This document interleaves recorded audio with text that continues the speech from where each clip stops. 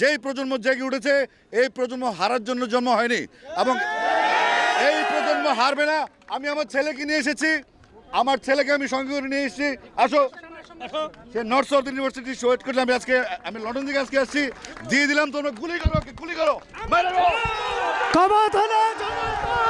হতে পারে না। আমার বাচ্চার ফিউচারের জন্যই আমি আসলে ওর এখানে নিয়ে আসছি, যাতে ও মানে দেখে শিখে যে কিভাবে অধিকারটা আদায় করতে হয়। এই বাংলাদেশের মাটিতে এই কলঙ্কিত অধ্যায়ের অবসান হতে হবে।